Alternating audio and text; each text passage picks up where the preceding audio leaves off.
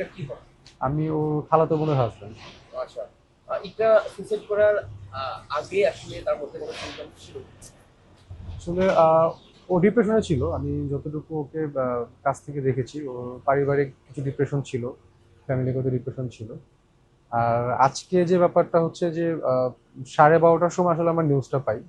তো পরে আমরা সরাসরি কুমিল্লা হসপিটালে চলে যাই। তো ওখানে গিয়ে আসলে আমরা যেটা জানতে পারি যে ডাক্তার অলরেডি তাকে মৃত ঘোষণা করছে।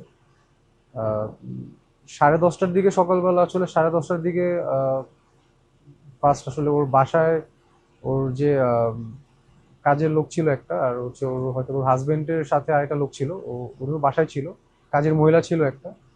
তো কেয়ারটেকার টাইপের দুজন ছেলে ছিল আর কাজের মহিলা ছিল। তো ওরা বাসায় ছিল, ওরা থাকা অবস্থাতেই ও আসলে অ্যাটেম্পটা নেয় ওদের ভাষ্য মতে আর কি। এবং ওরা অনেক চেষ্টা করে দরজা ভাঙার, বিভিন্নভাবে ট্রাই করে, বাড়িওয়ালার কাছ থেকে স্পেয়ার চাবি নিয়ে আসে, ওটাতেও ট্রাই করে, ভিতর থেকে লক ছিল ওদের কথা মতো।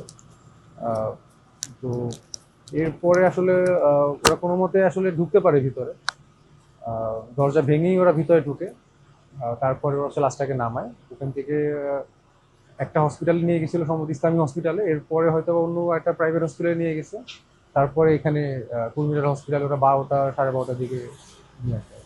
আমরা শুনেছি যে আসলে খুবই পৃথিবীতে এবং প্রাণচঞ্চল একটা মেয়ে ছিল, কিন্তু সাডেন আসলে কি হলো এমন কিছু আপনারা কোনো কিছু আহ, ইনফরমেশন নেই?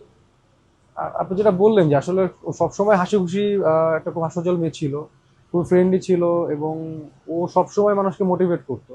ওর আশেপাশে যদি কখনো কাউকে দেখতো যে না ও ওর জীবন নিয়ে বা ওর সংসার নিয়ে বা ওর পারিবারিক বা অন্য কোনো স্ট্রেস নিয়ে আছে,